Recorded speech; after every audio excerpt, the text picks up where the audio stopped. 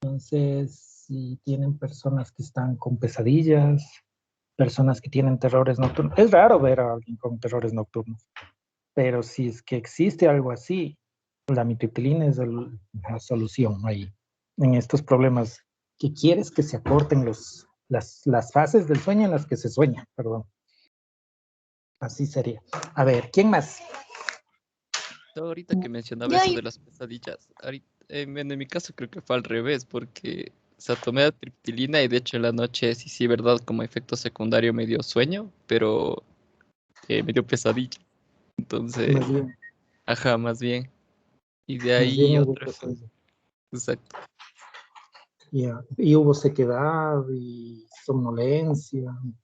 Así la somnolencia, ¿no? De ahí se queda, no, no hubo en Ya. realidad. Somnolencia, o sea, muy fuerte, duró así, qué sé yo, como el caso de Luis, hasta tarde, al siguiente día. En- No, Doc, de hecho sí dormí un poco, tomé a las 7 de la noche la pastilla y me dormí tipo 10 11 de la noche. Ya. ¿No fue complicado levantarse en la mañana? De pronto. No, Doc, no, no fue complicado. Ya, perfecto. Muy bien. Ahora, ¿quién más? yo. A ver. Bueno, cuando yo me tomé la pastilla, igual a las 7 de la noche, eh, no pasó mucho tiempo cuando sentí como que mi lengua se estaba entumeciendo en la punta de la lengua. Ah, Y, qué o sea, bien. sentí algo extraño. Y después, bueno, yo me puse a hacer otras cosas. Cuando no podía hablar, sentía que o sea, tenía una lentitud al hablar y no podía mantener una buena conversación, o sea, sentía como que no, no podía hablar rápido. Había Después, disartria. Así sería, ¿no? ajá, sí, y después me empezó a dar sueño y sí, sí era un poquito incontrolable porque estaba, estaba en la compu y me quedé dormida en la mesa. Y o sea, yo así, y después ya me dormí, pero a las 11 más o menos. Ya. ¿Y para despertar en el día siguiente? Y al siguiente día, creo que sí me dormí bastante, la verdad. Pero no sé, no estoy segura si, bueno, creo que sí es por la pastilla, pero no hubo mucha diferencia. O sea, para Mm, despertar, pero de ahí sí tuve esos síntomas. Y de pronto en el caso de esto de ¿cómo se llama? Sequedad o acortamiento de los sueños. Ah, no, sequedad no tuve, solamente la lentitud al hablar, el, el entumecimiento de la lengua y, y, y nada más de ahí dormí bien, o sea, no soñé nada, no me Ya. acuerdo. Mm, Perfecto. A ver, ¿quién más? Yo, doctor, Yo no. yo también me tomé, bueno, a mí solo me dio somnolencia, pero mi hermana tiene insomnio y ella suele tomar eso piclona y como yo me tomé, yo también se quería tomar. Y bueno, se tomó, pero ella se tomó la completa. Yo le dije Uy, que no se tomó, pero se tomó. Y bueno, y le dio sueño más rápido, pero dijo que soñó horrible y que, o sea, al siguiente día dijo que se sentía súper cansada porque había sentido que como que no había dormido de verdad. Y bueno, en cambio a mí, sinceramente, yo solo me tomé un cuarto, entonces yo al siguiente día solo me sentía con sueño y un poco mareada, pero no sé si es que era por alguna otra cosa o así por levantarme muy rápido, pero no sé por qué sea, pero a mi hermana le pasó eso. pero hubo sequedad de pronto, No, yo solo tenía somnolencia. somnolencia, ya, mareo, visión borrosa. No, o sea, no. Mm, Perfecto. Bueno, entonces, bueno, ¿alguien más? ¿Alguien más? Yo doy igual como mi compañera mencionó, yo no tuve nada de efectos, ni síntomas, ni nada. Yo me tomé igual el cuarto y pasaba las horas normal, no me dio ni sequedad de la boca, ni nada, ni sueño, o sea, normal, no me hizo nada. Ya, chévere, mejor. ¿Alguien más? ¿Alguien tuvo algún otro efecto? Yo sí, yo Doc, ya había presentado un poco de visión borrosa y mareo. junto con la lengua entumecida y no se me dificultaba también un poco pronunciar ciertas palabras cuando estaba junto a la compu y sentía que me mareaba. Era una sensación media extraña que no había experimentado nunca. Eso había presentado yo. Y bueno, eso del entumecimiento de la lengua es bastante común también, sobre todo alguien que se demora en tomar la pastilla, la tiene en la lengua hasta buscar el agua. Eso se queda la lengua entumecida y claro, eso sí les dificulta hablar. También suele pasar. ¿Alguien le pasó algo más? Yo, doctor, a mí, por ejemplo, me tomé igual a las 7 de la tarde y sentía mucho sueño y me quedé dormido a eso de las 8, 8:30 y me levanté a las 4 de la mañana, como que tenía alterado el ciclo del sueño. Al día siguiente me pasó lo mismo, como que en la noche tenía mucho sueño temprano y me tocaba madrugar. Al igual que sentí mucha sed y también como que lentitud para hablar. Ya, muy bien. ¿Alguien de pronto se pasó del cuarto de tableta? Todos tomaron el cuarto nomás, ¿no es cierto?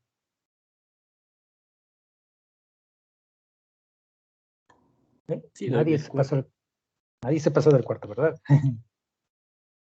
Doctor, una pregunta. O sea, yo también creo que algo que influye, porque por ejemplo, en la encuesta cuando yo llené al siguiente día, yo le puse somnolencia, también le puse mareo y visión borrosa, pero yo creo que también influye un poco como que uno se psicosea, porque como yo ya había visto la encuesta y ya sabía que podía pasar, o sea, como que sentía que tenía visión borrosa o mareo, pero creo que tal vez era algo que yo presentaba todos los días, entonces creo que eso también puede pasar al momento de decirle a un paciente los efectos secundarios que puede tener. Tal vez puede como pensar que está teniendo por reacción a la pastilla, pero tal vez son cosas un poco cotidianas. Claro, se puede predisponer o sugestionar a las personas, pero en el caso de la explicación de los efectos secundarios, toca decirlo. Por ejemplo, en el caso de la amitriptilina, ya tanta gente que ha tomado este medicamento a lo largo de tantos años que existe, estos son los efectos más comunes. Y miren ustedes, aquí es lo importante. Ustedes utilizaron un cuarto. No sé si recapitulando lo que buscaron en las diapositivas, en los artículos, incluso en cualquier libro, ¿cuál es la dosis que recomiendan iniciar de amitriptilina? No sé, ¿se acuerdan cuál es la dosis de amitriptilina que se supone debemos 25. usar? 25, hablamos de la Eso. tableta completa. ¿No es Sí cierto? decía 25, ajá, que y luego si es que no funcionaba, o sea, tenía que tomar por 3 días y a los 3 días si no tenía ningún efecto tenía que subir la dosis. Imagínense eso. Entonces, todas estas cosas que ustedes acaban de decir es lo común en las consultas. Hagan de cuenta que cada experiencia es como una consulta. Y así, de esa gama de respuestas, es la gama de respuestas que van a tener igual de sus pacientes. Desde pacientes que, no, yo no sentí nada. Es más, no sé si sería agua o me estarán dando almidón, porque yo no he sentido, es nada. Dice. Hay gente así. Hasta gente que, sí, yo he visto que con un cuarto de tableta dice vomité, hubo náusea, mareo, la visión borrosa, parecía que mi lengua era de lija y aparte no sentía la lengua, medio parestesias, medio de todo. Todos los males me cayeron con esa medicación y es más, cuando me levanté hasta mal genio, me saben decir. Entonces, puede haber toda esta gama de reacciones. Y aquí otro valor que deben aprender a manejar, que es el titular. ¿Se acuerdan qué es titular un medicamento?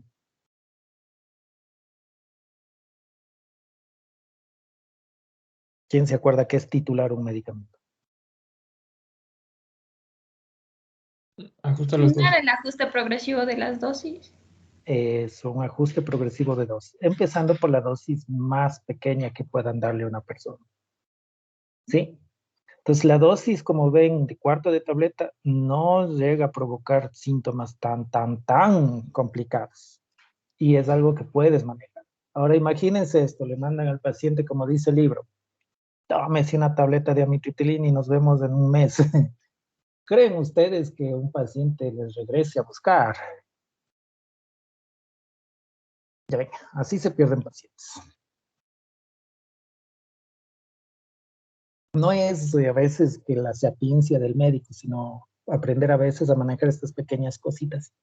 Entonces, siempre que puedan, o sea, si es que hay patologías y hay medicamentos que te dicen que debemos titular, ahí titulas. Es decir, empiezas con una dosis sí pequeña. Entonces, cuando ustedes tengan atención primaria y tengan pacientes con cefalea de tipo tensional, van a empezar así. Dice, bueno, mire, ¿sabe qué? Usted es una persona joven y vamos a tratar de iniciar con la amitriptilina. Han elegido la amitriptilina. Entonces van a iniciar así.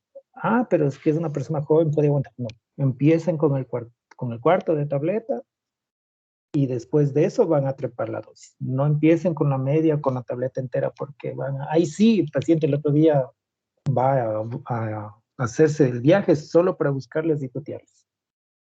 Entonces, empiecen titulando siempre que la patología les permita. Si es que alguien viene con cefalea tensional, quiere decir que ya estuvo así algún tiempo, entonces un día más, un día menos titulando no es que va a ser la gran diferencia, ¿sí? Si no encuentran banderas rojas en qué cefaleas, no tienen por qué correr, ¿no es cierto?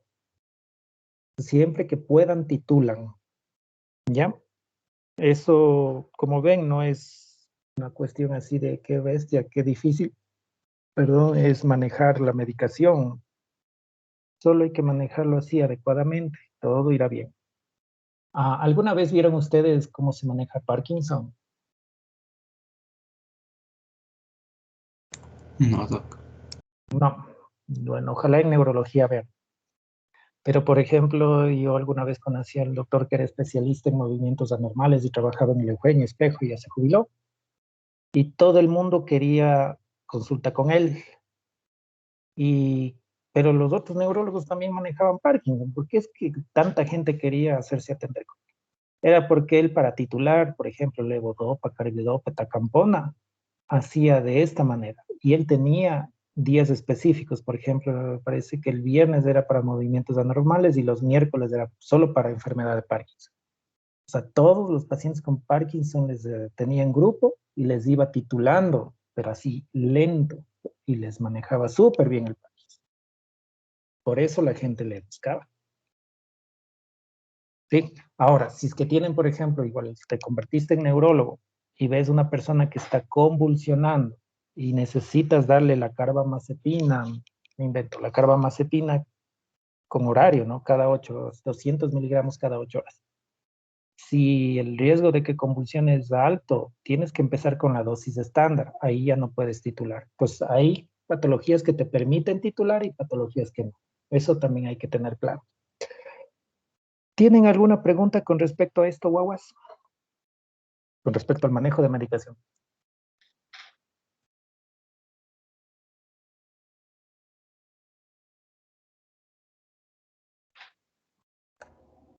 Creo que no.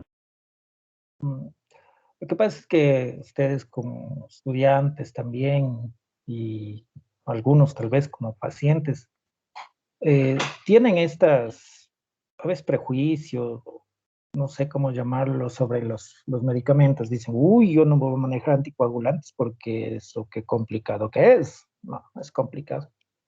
O esto de los antidepresivos también. Y si tomo una vez, ¿qué va a pasar? Eso les decía, ¿me va a crecer un cacho? ¿Va a salir el rabo? ¿Qué me va a pasar? He oído que es peligroso. No es peligroso. Es un medicamento. Hay que manejarlo bien, nada más.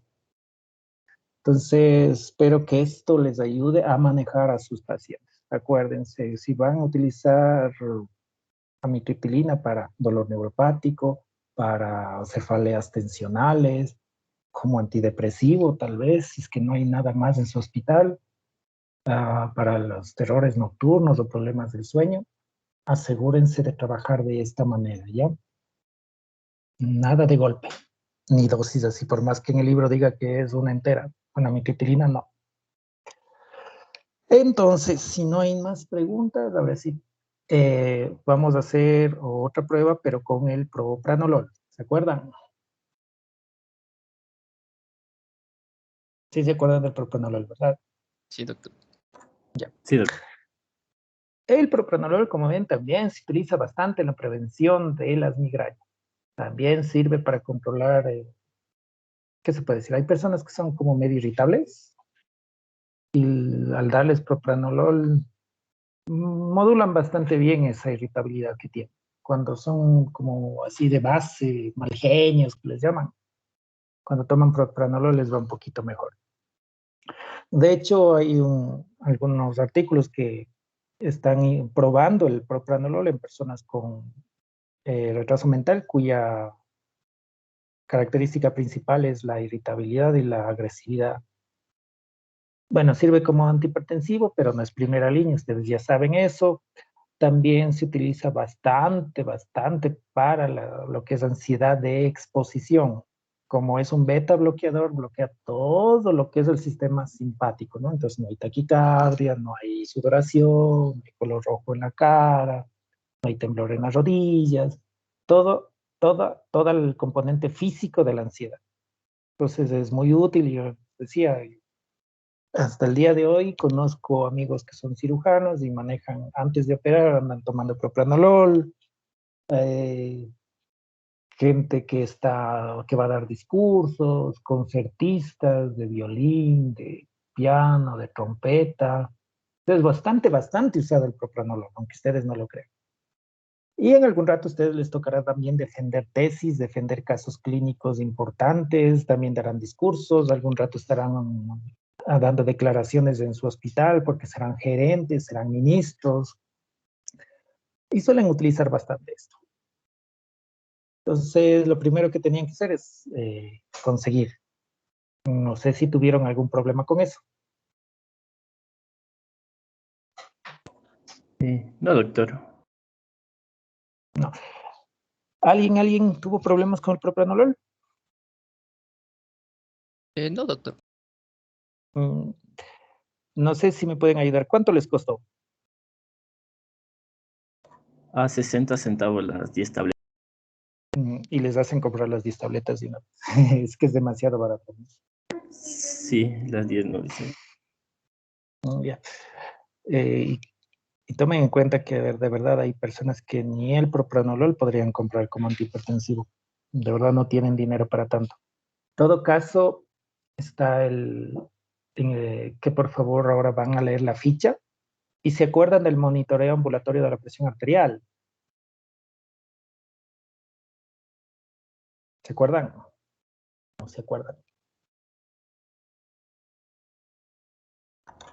El AMPA y el mapa, doc. Eso. Sí. Lo que necesitamos para el propranolol es esto. De paso vamos a repasar qué es lo que van a hacer con los pacientes.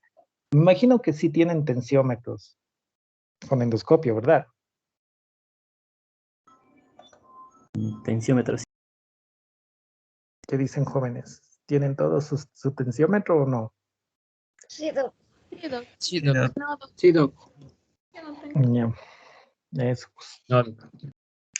Cuando regresen al hospital es para arriba y para abajo. En todo caso, vamos a hacer el monitoreo primero de la presión arterial ambulatoria, ¿sí? Así como lo harían con un paciente y lo van a registrar. Entonces, ¿cuál es el objetivo? Conocer las cifras tensionales, o sea, su presión arterial y su frecuencia cardíaca. Y para eso, que no están utilizando propranolol ni nada, para saber cuál es la línea de base. Esta semana discutimos los efectos secundarios, para qué se usa y todo eso el propranolol, y después les digo cómo va a ser la toma. Y claro, obviamente van a medir. No es que se les va a bajar la presión ni nada, no. Para que el propranolol pueda bajar la presión se necesitan mínimo dosis de 160 miligramos por día. O sea, no, eso no va a ocurrir. ¿Alguna pregunta de eso?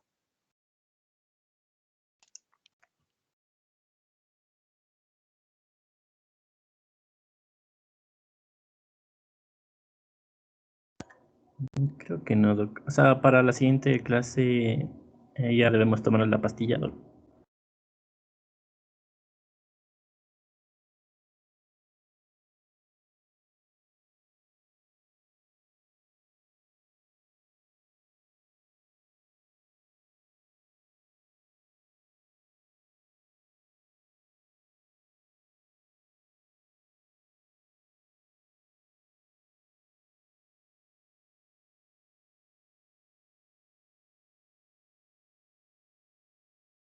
Perdón, estado apagado. Y para la próxima semana entonces solo van a leer la ficha del producto, no van a tomar la medicación, van a hacer el monitoreo ambulatorio de la presión arterial y lo van a registrar, es decir, presión y pulso. ¿Sí? Nada más. ¿Estamos de acuerdo? Ah, ya, listo. Ya, solo eso.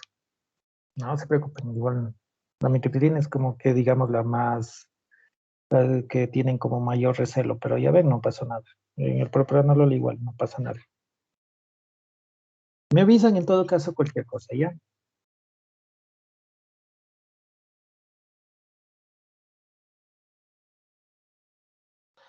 Bueno, entonces, por favor, ahora sí, para continuar con la siguiente exposición.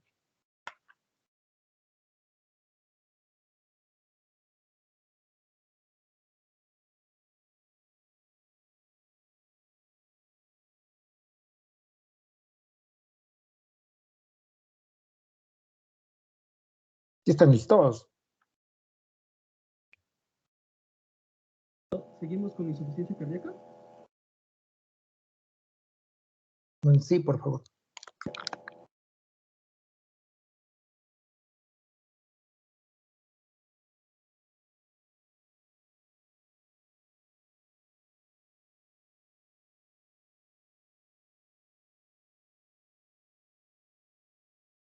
Un momento, mi compañera ya le está compartiendo. Ya se ha visualizado, todavía no. Ahora sí. Ahí. Buenas tardes, doctor. Buenas tardes, compañeros. En la tarde del día de hoy vamos a hablar sobre la guía de práctica clínica en cuanto a la insuficiencia cardíaca. Pásale.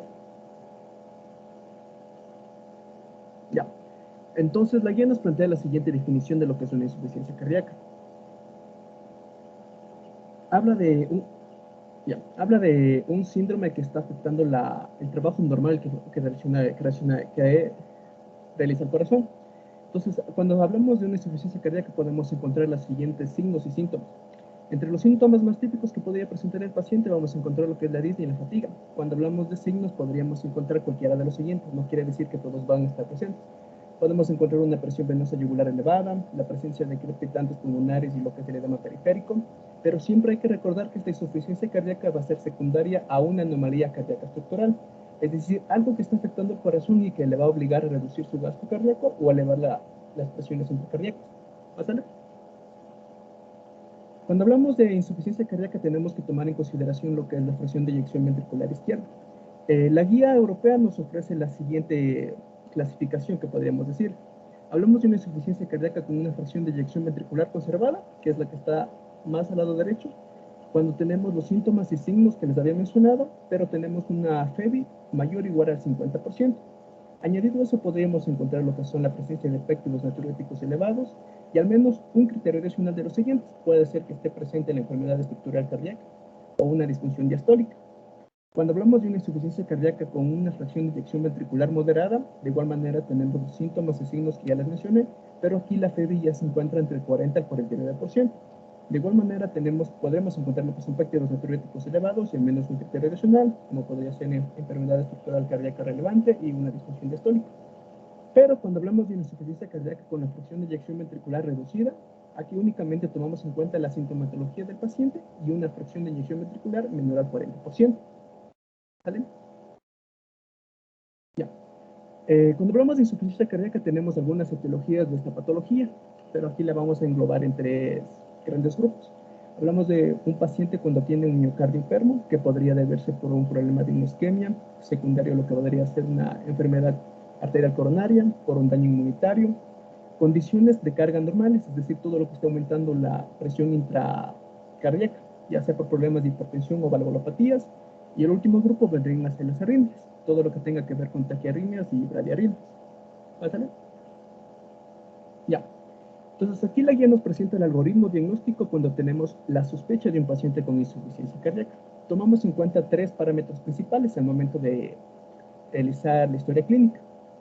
Podemos presentar que tenga el antecedente de una enfermedad arterial coronaria, puede hacer que tenga problemas de hipertensión arterial, o que esté expuesto a fármacos cardiotóxicos o haya sido expuesto a problemas de radiación, que esté usando diuréticos, que haya presente lo que es ortopnea o disnea paroxística nocturna. A la exploración física podríamos encontrar lo que son estertores, edema bilateral de tobillo, soplo cardíaco, problemas de incurgitación venosa yugular. Todo esto podría estar acompañado con un electrocardiograma que podría presentarnos alguna anomalía, ya sea problemas de la conducción cardíaca o un aumento en lo que es el complejo QRS. Entonces, cuando tenemos un paciente con las características que ya les mencioné, hay lugares en los que podríamos realizar lo que son los péptidos natriuréticos, ya sea la PRO-BNT con valores superiores o iguales a 125 picogramos por mililitro, o con valores de la EBNP mayores o iguales a 35 picogramos por mililitro. Si es que estos valores nos dan positivos o están elevados, no quiere decir en sí que ya el paciente tiene insuficiencia cardíaca. Siempre se complementa con la ecocardiografía, que es considerado el gold estándar para el diagnóstico de esta patología. Como podemos ver en el algoritmo, después de lo que se analiza el paciente, se procede a realizar estas pruebas, pero aunque estas salgan positivas, siempre se complementa con la ecocardiografía. De igual manera, si es que salen negativas, ya podremos estar diciendo que es improbable que el paciente presente insuficiencia cardíaca. ¿Sale? Ya. La guía nos da algunas recomendaciones al momento de lo que estamos realizando las pruebas diagnósticas. Entonces, a todo paciente que ya tenga la sospecha de insuficiencia cardíaca, nos recomienda realizar las siguientes pruebas como evaluación inicial, lo que es la hemoglobina, el recuento leucocitario, lo que pedir sodio, potasio, urea, creatinina, glucosa, hemoglobina glicosilada, el perfil lipídico, SH, ferritina, péptidos natriuréticos. Todos estos exámenes nos van a ayudar a tratar de determinar la etiología que llevó al paciente a una insuficiencia cardíaca. Y si es así, nos va a ayudar también a detectar causas reversibles o tratables de la insuficiencia cardíaca y de igual manera alguna comorbilidad. ¿Pásale? Ya. Entonces, como les estaba mencionando, todas estas pruebas que estamos realizando nos van a ayudar a identificar por qué se desarrolló la insuficiencia cardíaca. Y nuevamente regresamos a las tres principales causas que ya les mencioné anteriormente. Problemas del miocardio enfermo, ya sea por infiltración, daño inmunitario, las cargas anormales, ya sea por hipertensión, algún tipo de valvulopatía, presencias de arritmia como las taquiarritmias y las bradarritmias. ¿Pásale? Ya. El electrocardiograma es sumamente importante, pero esto se lo realiza principalmente para planificar y monitorizar el tratamiento que le estemos brindando al paciente. Entonces aquí se considera principalmente el ritmo cardíaco que se encuentra en el electrocardiograma, la frecuencia cardíaca y la morfología y duración del complejo QRS. Aquí, como les mencioné anteriormente, si encontramos un alargamiento del QRS, estaríamos indicando que tiene algún problema de la conducción. Y de igual manera, pues, en pacientes con insuficiencia cardíaca no es recomendable que lleguen a una taquicardia. ¿Pásale? Ya. Consideremos también el uso de una prueba de esfuerzo en aquellos pacientes que sean evaluados o sean candidatos para un trasplante cardíaco o que necesitan asistencia mecánica circulatoria. También se considera cuando se necesita prescribir el entrenamiento físico o tratar de identificar una causa de una disnea que no sea explicada. Y de igual manera detectar si es que presente isquemia miocárdica reversible. ¿Pásale? Ya. La radiografía de tórax principalmente nos ayuda a descartar alguna enfermedad pulmonar o alguna comorbilidad o enfermedad que está contribuyendo a la aparición de la disnea. Como podemos ver en la imagen, podríamos encontrar desde lo que es una cardiomegalia. Esto nos va a ayudar en la radiografía podemos identificar una cardiomegalia por el aumento del índice cardiotorácico, la presencia de algún tipo de derrame pleural o edema pulmonar. Pásale. Ya. En pacientes que sean sometidos a lo que es el cateterismo de corazón derecho por medio de arteria pulmonar, se lo realiza principalmente en pacientes con insuficiencia cardíaca grave, que sean evaluados o que sean candidatos para un trasplante cardíaco, o de igual manera que necesiten asistencia mecánica circulatoria. Todo paciente con sospecha de hipertensión pulmonar que sea corroborado por un ecocardiograma transesofágico y para ajustar el tratamiento de pacientes con insuficiencia cardíaca sintomática. ¿Hacer? Ya. Consideramos el uso de la biopsia endomiocárdica en aquellos pacientes que tengan una progresión demasiado rápida de una insuficiencia cardíaca, a pesar de que ya estén tratados. Esta, como es una prueba invasiva y no tan, ¿cómo se puede decir?, de primera línea, se considera como un último paso para tratar de determinar el por qué está presentando esta insuficiencia cardíaca y por qué está avanzando demasiado rápido. Se considera el uso del ultrasonido de igual manera para confirmar la presencia de algún tipo de congestión pulmonar o derrame pleural. También se considera de igual manera la medición del diámetro de la vena cava inferior para evaluar el estado volémico en este tipo de pacientes, ya que como sabemos un paciente con insuficiencia cardíaca está sometido a un estado de hipervolemia, por lo tanto es más fácil que presente lo que es el edema periférico. ¿Pásale? Ya. La guía nos dan algunas pautas para tratar de retrasar o impedir la aparición de las manifestaciones clínicas de una insuficiencia cardíaca. Entonces, en primer lugar, nos recomiendan tratar la hipertensión arterial, ya que esto va a ayudar a retrasar la aparición de la insuficiencia cardíaca y de igual manera prolongar la vida. Así que, como les había mencionado, una de las causas que para que presenten insuficiencia cardíaca va a ser los estados de aumento de la presión. Se considera también el tratamiento con estatinas, ya que, igual manera, una de las principales causas para que un paciente desarrolle insuficiencia cardíaca van a ser daños del miocardio, y esto puede ser secundario a una isquemia. Entonces, un paciente que ya tenga alto riesgo de una enfermedad arterial coronaria debería ser tratado con estatinas, ya sea que tenga o no tenga evidencia de disfunción sistólica del ventrículo izquierdo. Otro de las pautas que mencionaba es el asesoramiento y el tratamiento para que estos pacientes dejen de fumar y de igual manera reduzcan el consumo de alcohol. Todo esto se hace para prevenir o retrasar la aparición de la insuficiencia cardíaca y de igual manera prolongar la vida.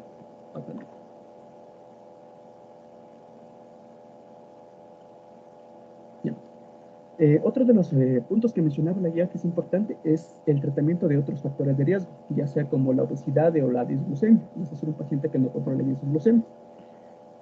Esto de igual manera se hace todo lo que les estoy mencionando es factores de riesgo que deberíamos eliminar o controlar para que el paciente no desarrolle una enfermedad secundaria que podría dañar el corazón.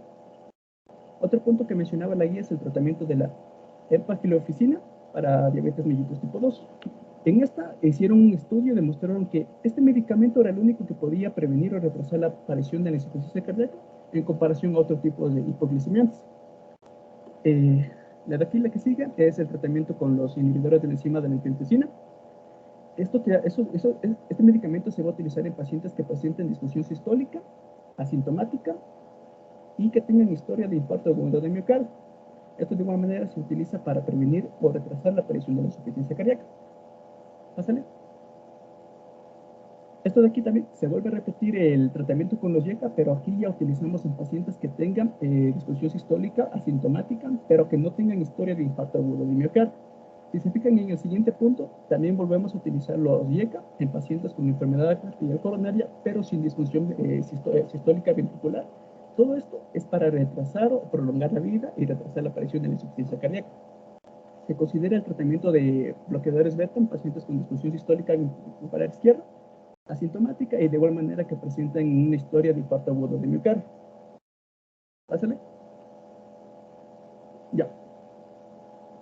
Otro de los puntos que mencionaba y que recomendaban es el implante de desfibrilador automático. Esto de igual manera se utiliza para prevenir la muerte, pero en aquellos pacientes que tengan una disfunción sistólica más marcada, es decir, que tengan una fracción de eyección ventricular menor al 30%, que ésta sea de origen isquémico y se presente después de 40 días del último evento de un infarto agudo de miocardio. También se considera este implante de desfibrilador automático en aquellos pacientes que tengan una miocardiopatía dilatada, que no sea de origen isquémico, que de igual manera sea compatible con una FEBI menor al 30% y que esté en tratamiento médico óptimo. ¿Pásale? Ya. Entonces, al inicio de la guía les mencioné unas pautas que mencionaba que debemos conocer la insuficiencia cardíaca, pero relacionada con la fracción de eyección ventricular. Entonces, ¿cuál va a ser los objetivos terapéuticos para aquellos pacientes que presenten una FEBI menor al 40%? Principalmente, mejorar el estado clínico del paciente, mejorar su capacidad funcional, mejorar la calidad de vida, prevenir las hospitalizaciones y, por sobre todo, reducir la mortalidad. ¿Pásale? Ya. Los fármacos que se pueden utilizar en aquellos pacientes que sean clasificados como un IJA 2-4, es decir, que ya presenten disnea de pequeños esfuerzos y incluso en reposo, van a ser en primer lugar los diuréticos, ya que estos van a mejorar los síntomas y la capacidad de ejercicio, y van a mejorar la sintomatología que sea compatible con la congestión por este problema de hipervolemia. Se considera la administración de diuréticos para reducir el riesgo de hospitalización por los signos o síntomas de congestión, como ya les había mencionado. Pásale. Se puede considerar el uso de la inhibidor de la neprilicina y receptor de la angiotensina. Principalmente el sacubitril y el basaltrán van a ser considerados como un sustituto cuando un paciente no pueda recibir IECA, y en aquellos pacientes que que estén ambulatorios con insuficiencia cardíaca con una fracción de eyección ventricular reducida, que estén sintomáticos, a pesar de que estén con tratamiento de IECA, con combinación de un bloqueador beta y un antagonista de los receptores de los mineralocorticoides. Pásale. Se considera también el uso de los inhibidores de los canales de yodo. En este caso se considera la ibravadina, principalmente para reducir el riesgo de hospitalización por insuficiencia cardíaca, muerte cardiovascular en aquellos pacientes sintomáticos y con una FEBI inferior al 35%, pacientes que presenten ritmo sinusial y una frecuencia cardíaca por sobre los 70, a pesar de que estén en tratamiento con lo que son los bloqueadores beta, IECA y antagonistas de los receptores de los mineralocorticoides. Así también se considera el uso de la ibravadina en aquellos pacientes que sean sintomáticos, que tengan una FEBI menor al 35%, tengan el ritmo sinusial, la frecuencia cardíaca por encima de los 70, pero que no toleren los bloqueadores beta, y además de que estén en tratamiento con la ibravadina, deben ser combinados con lo que es con un IECA y un antagonista de los receptores de los mineralocorticoides.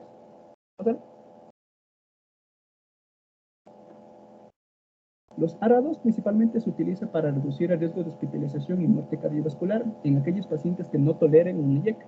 Y de igual manera, cuando estén recibiendo el ARA2, debe ser combinado con un bloqueador beta y un antagonista de los receptores de los mineralocorticoides. Se considera también el uso en pacientes hospitalizados por insuficiencia cardíaca y presenten muerte cardiovascular, que presenten pacientes sintomáticos, a pesar de que estén con tratamiento con un bloqueador beta, y que no toleren de igual manera los antagonistas de los receptores de los mineralocorticoides. Se considera también el uso de la hidralazina y el dinitrato de isosorbida. Estos principalmente se utilizan en pacientes de raza negra que tengan una fracción de eyección ventricular disminuida, que esté por debajo de los 35 o 45%, que ya sea evidente la dilatación ventricular, que sean clasificados como un INFA 3, 4, y que todo esto esté presente a pesar de que el paciente esté con tratamiento con un IECA, con un bloqueador beta y un antagonista de los receptores de los mineralocorticoides. Otro punto que se puede utilizar la hidralazina y el dinitrato de isosorbida son en aquellos pacientes con una fracción de eyección ventricular reducida, que no toleren un IECA ni un ARA2. ¿Pásame? El tratamiento con lo que es la digoxina se utiliza en aquellos pacientes que presenten un ritmo sinusal, a pesar de que estén en tratamiento con los IECA, los ARA2, bloqueadores beta y antagonistas de los receptores de los mineralocorticoides.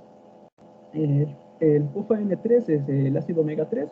Este se demostró que tiende a reducir un poco el riesgo de hospitalización y muerte cardiovascular, pero en la guía no me quedó tan claro si establecieron algún tipo de dosis para hablar que realmente está reduciendo esto. Por eso es que como clase 2B, es decir, que se podría considerar. Pásale. Aquí está el algoritmo de todo lo que les hablé, que es un poquito complicado. Por ejemplo, cuando tenemos un paciente que esté con una presión de eyección ventricular reducida, que esté sintomático, el tratamiento de primera línea va a ser con los IECA, un bloqueador beta. Esto se va aumentando la dosis hasta demostrar que está teniendo un efecto. Pero si el paciente sigue sintomático y continúa con una presión de eyección ventricular reducida, aquí tenemos dos alternativas. Si el paciente sigue así, consideramos añadir a los dos anteriores un antagonista de los receptores de los mineralocorticoides. Pero si por el contrario el tratamiento es efectivo, ya no son necesarias otras medidas adicionales. Pero ¿qué pasa si a pesar de que ya está con un IECA, está con un bloqueador beta y está con un antagonista de los receptores de los mineralocorticoides y sigue igual? Se considera tres opciones. Primero, si es que tolera bien el IECA o un ARA2. Aquí podemos hablar de, como les mencioné, sustituir el IECA por un inhibidor de la neprilicina. Ahora, si por ejemplo, a pesar de los 3 medicamentos anteriores, presenta un ritmo sinusual o la duración del complejo QRS es mayor a los 130 milisegundos, aquí ya se habla de la necesidad de no me acuerdo bien qué era, Teresa.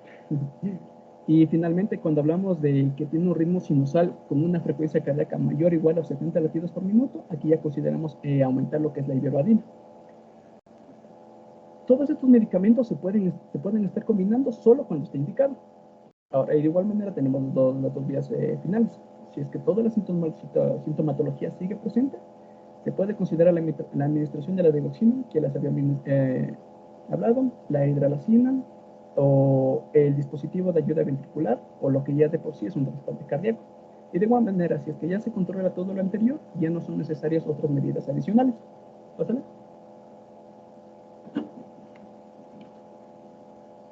Ahora, en cuanto a lo que es la insuficiencia cardíaca aguda. Esta insuficiencia cardíaca aguda es de aparición rápida o puede ser porque se produce un empeoramiento de los síntomas o signos de la insuficiencia cardíaca, como son la disnea y edema. También puede aparecer como primera manifestación de la insuficiencia cardíaca o como descompensación aguda de una insuficiencia cardíaca crónica. Puede también deberse por una disfunción cardíaca primaria o precipitada por factores extrínsecos. Dentro de lo que son los factores desencadenantes de la insuficiencia cardíaca aguda, tenemos lo que es el síndrome coronario agudo, aumento excesivo de la presión arterial. Un ratito. Ya. Disculpen, solo un ratito, ya. Verán, solo quiero recapitular esto antes de continuar. Espérenme, ¿dónde está la gente? A ver, está por ahí Emily Viteri. Emily Giselle. Emily Giselle. Emily Giselle a la 1. A las 2. Y ahí está, no ha venido. No me han avisado, ¿verdad? Avisarán. Fátima Macas. Presente, doctor. Ya. Bastante sencillito, solo recapitulemos algunos puntos de lo que acaban de exponer. A ver, ¿cuáles así serían los síntomas como más patognomónicos de una insuficiencia cardíaca? Hablamos solo de clínica, ¿ya? La disnea y la fatiga. Solo eso. Mencionaban la elevación de la presión venosa yugular, la presencia de crepitantes pulmonares, el edema periférico. Ya. Bueno, en esa parte de los síntomas creo que no va a haber mayor problema. Ahora, ustedes vieron, hay una clasificación que nos acabaron de mostrar, que se basa, que es la insuficiencia cardíaca con fracción de eyección reducida, conservada y todo. Esta clasificación, una vez que tenemos la clínica, se puede decir, del paciente, se basa en algunos parámetros, pero hay un parámetro como que el que más pesa cuando hacemos esta clasificación. ¿En qué parámetro nos basamos? Ya no es clínico, ¿no? Obviamente. Pero ahí dentro de lo que estaban las definiciones de insuficiencias con fracción de eyección y todo eso, ¿en qué parámetro nos basamos? En el péptido natriurético elevado. No. O sea, el que prácticamente define el tipo de insuficiencia. Está en el mismo nombre. En Hay la tres fracción ventricular. Eso, entonces hay muchos parámetros de laboratorio, ¿no es cierto? Ustedes sí, ahí está el péptido natriurético, la radiografía también, sí, pero para clasificar nos basamos en la fracción de eyección, dice, ¿no es cierto? La cantidad de sangre que es capaz de expulsar el ventrículo. Entonces, ¿cómo medimos la fracción de eyección? A ver, esperen un ratito. Está por ahí Luis Mejía. Sí, loco. Ya, ¿cómo nos enteramos, sabemos como médicos la fracción de eyección del paciente? Se la puede medir por un cateterismo cardíaco. Un cateterismo de una... No, creo que iniciaríamos con un ecocardiograma. Ecocardiograma. A ver, vamos, ya ven, no están atentos. Entonces, para medir fracción de eyección es suficiente con el ecocardiograma. Y el reporte del eco dice cuál es la fracción de eyección, ¿no es cierto? Y según el porcentaje de fracción de eyección es que nos va a permitir clasificar a la insuficiencia cardíaca. ¿Sí? ¿Estamos de acuerdo o no? Sí, Doc. Pero en cuanto Sí. a la nomenclatura de esta clasificación, habían publicado en la guía actual, o sea, ya no se la llama como fracción de eyección conservada ni media como se la solía nombrar, Ah, ahora la llaman como ligeramente reducida. sí, fue bastante difícil, de hecho, es bastante difícil de identificar por el hecho de que también había otra terminología anterior. No sé si alguna vez escucharon la insuficiencia cardíaca diastólica y la sistólica. No sé si encontraron esa Ah, sí, sí, clasificación. Doc. Entonces, por ejemplo, antes tenía esa forma de clasificar. Y de hecho, en esta guía, claro que ya está actualizada la otra, pero en esta guía que ustedes revisaron, no sé si vieron a cuál corresponde la insuficiencia cardíaca diastólica, por ejemplo.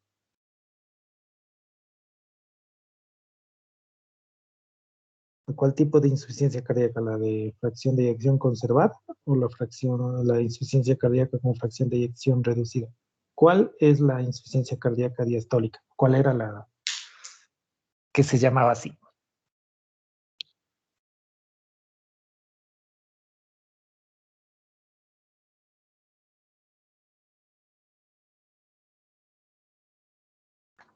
La Jóvenes, conservada puede ser la diastólica. la conservada, esa es la diastólica. Y la de fracción de eyección reducida es la sistólica, ¿no es cierto?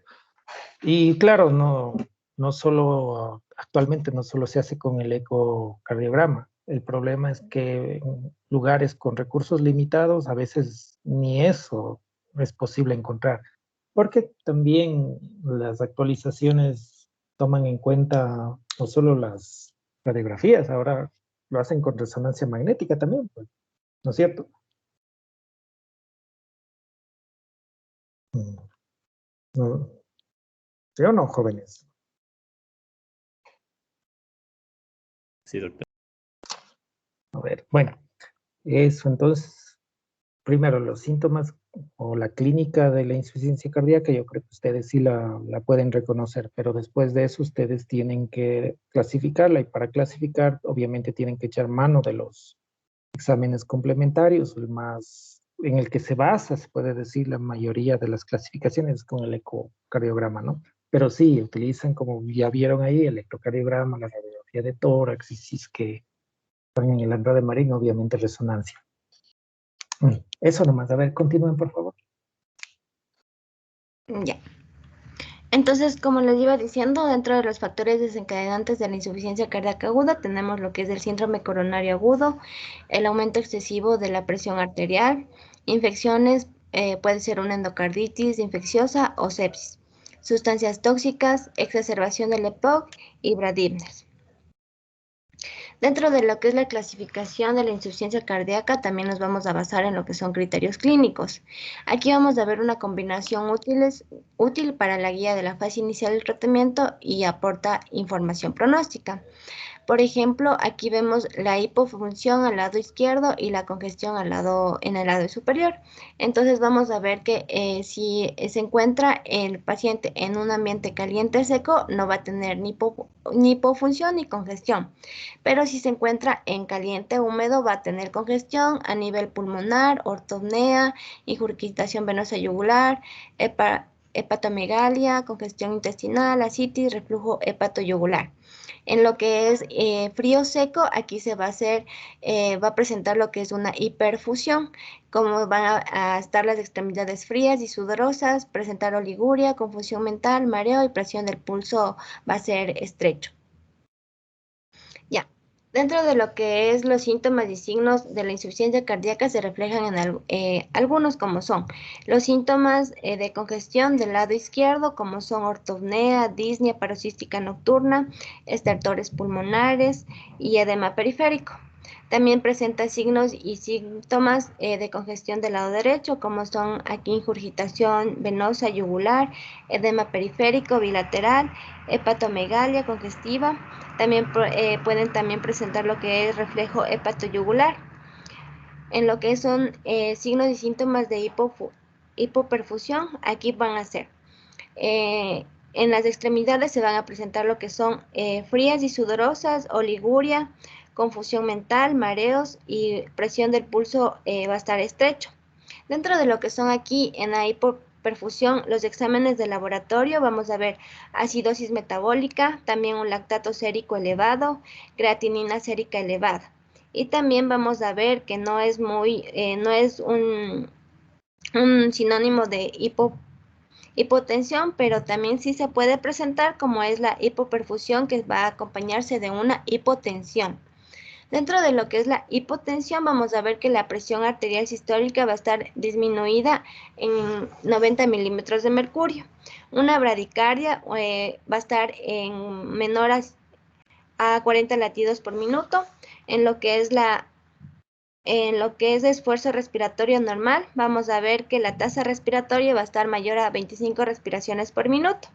Además va a presentar una saturación de oxígeno baja, una hipoxemia, una insuficiencia respiratoria hipoxémica, hipercapnia, insuficiencia respiratoria hipercápnica, acidosis, lactato sérico elevado y oliguria. Además vamos a ver lo que son los pacientes con sospecha de insuficiencia cardíaca aguda. Vamos a mandarles a realizar lo que es una radiografía de tórax, donde vamos a evaluar lo que son signos de congestión pulmonar y vamos a descartar además otras enfermedades cardíacas o no cardíacas.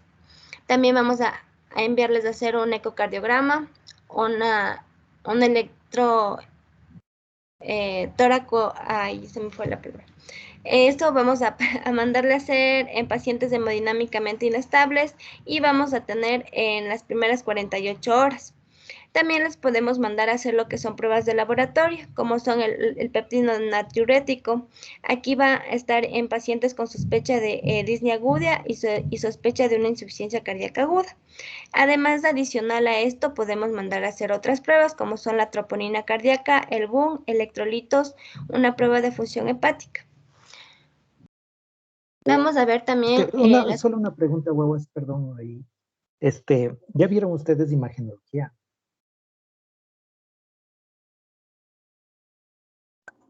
Sí, doctor. ¿En cuál semestre vieron? ¿En el anterior o están viendo este? Estamos viendo. Ya llegaron a la parte esta de la lectura de la radiografía estándar de tórax. Sí, doctor. Bueno, en esto del proceso de la pandemia no sé cómo estará, pero ahí les enseñaban a identificar la silueta cardíaca, el índice cardíaco y todo. ¿Esa parte sí repasaron? Sí. Bueno, entonces ahí en la parte de lo que es insuficiencia cardíaca ya habrán visto los signos, la cardiomegalia y todo eso. Bueno.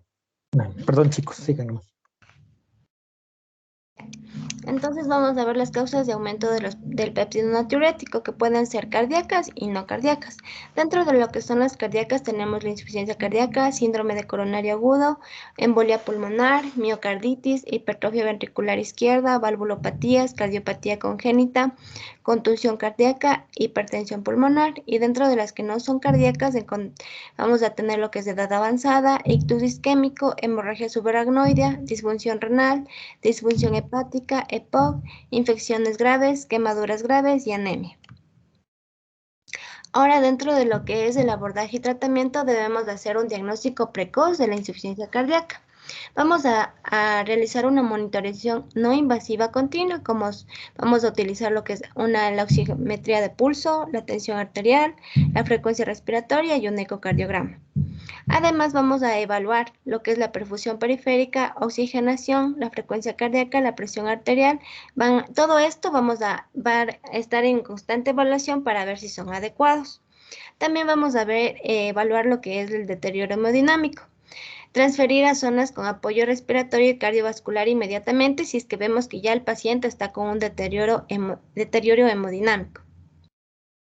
Dentro de lo que son los criterios para la hospitalización en planta o UCI, vamos a tener que si es que el paciente presenta disnea persistente y significativa o inestabilidad hemodinámica, se requiere hospitalización.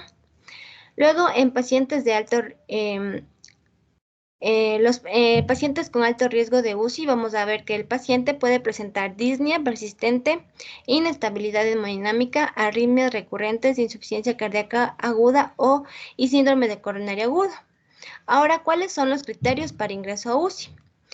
Si es que el paciente necesita intubación, signos y síntomas de hipoperfusión, saturación de oxígeno menor al 90%, a pesar de que ya esté con suplementación de oxígeno, uso de músculos respiratorios, una frecuencia respiratoria mayor a 25 respiraciones por minuto, una frecuencia cardíaca menor a 40 o mayor a 130 latidos por minuto, una presión arterial sistólica menor a 90 milímetros de mercurio.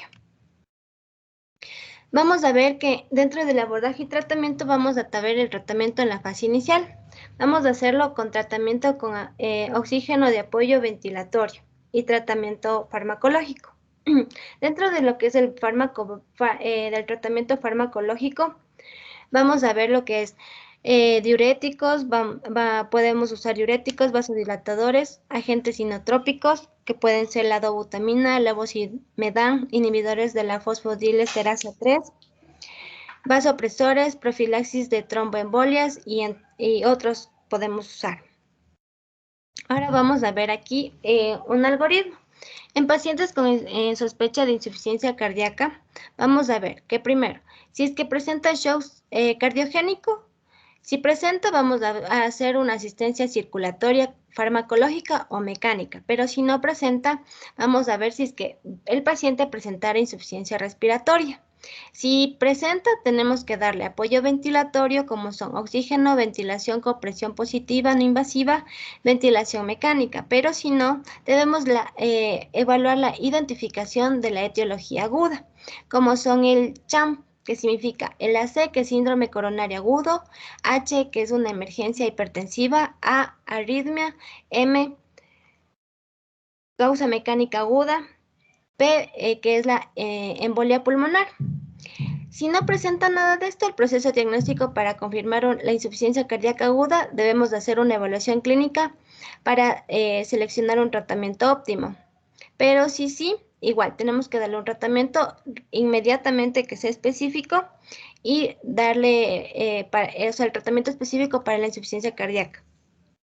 Ahora, vamos a ver lo que son las recomendaciones del tratamiento con oxígeno y apoyo ventilatorio. Dentro de esto vamos a ver que necesitamos monitorizar la saturación transcutánea de oxígeno, la saturación parcial de oxígeno. También vamos a determinar el pH sanguíneo, la presión la presión parcial de CO2 en pacientes con edema pulmonar o historia de POC, pacientes con shock cardiogénico y hay que emplear sangre arterial. Ya, también vamos a ver tratamiento con oxígeno en pacientes con insuficiencia cardíaca aguda, la saturación de oxígeno menor al 90% o la presión parcial presión arterial de oxígeno menor al 60 milímetros de mercurio. De esta manera vamos a corregir lo que es la hipoxemia. También la ventilación no invasiva con presión positiva en pacientes con trastorno respiratorio, que es la frecuencia respiratoria mayor a 25 respiraciones por minuto o una saturación parcial de oxígeno menor al 90%, ya que si disminuye la presión arterial se emplea como precaución en pacientes hipotensos y se debe tomar regularmente lo que es la presión arterial. Intubación, también se procede a ver si es que se va intubación en casos de insuficiencia respiratoria, que esto va a llevar a una hipoxemia menor al 60 milímetros de mercurio, una hipercamia mayor a 50 milímetros de mercurio y acidosis con un pH de 7.35. Y no se puede tratar sin que esto se procede ya que no se puede tratar de otra manera, ya no haya, sino ya el paciente necesita en realidad la intubación. Ahora vamos a ver las recomendaciones para la farmacoterapia. Dentro de esto vamos a ver los diuréticos. Aquí vamos a usar los diuréticos de asa intravenosos en pacientes con insuficiencia cardíaca aguda. Este puede estar con signos y síntomas de sobrecarga de fluidos.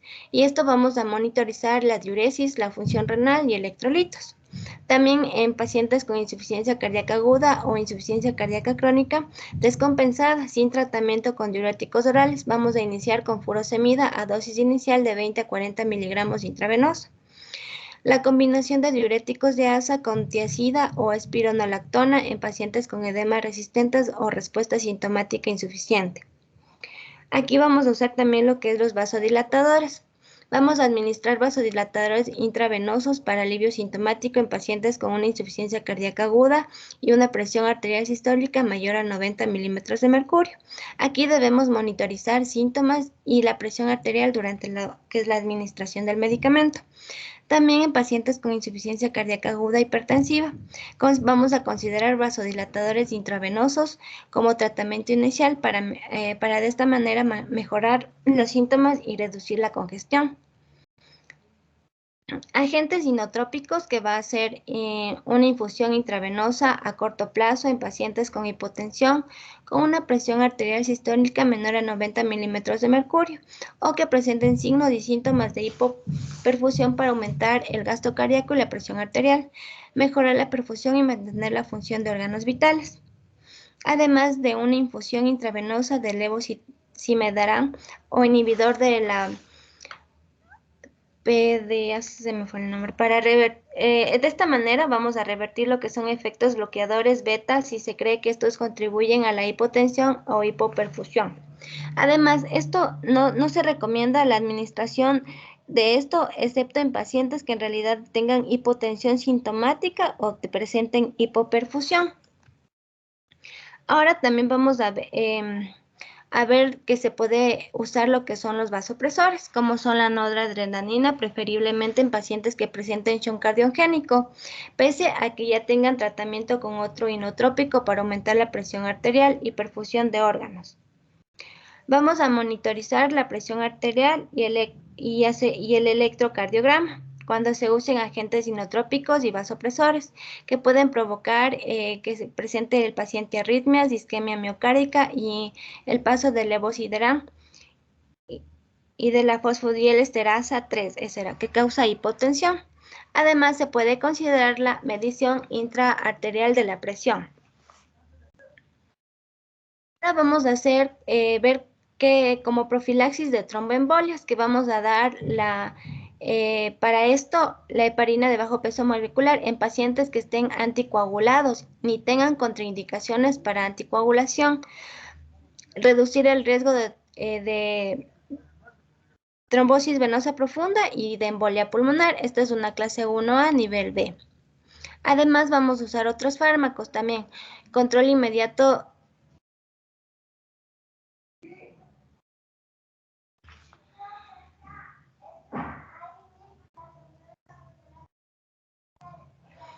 ¿El audio? ¿Aló?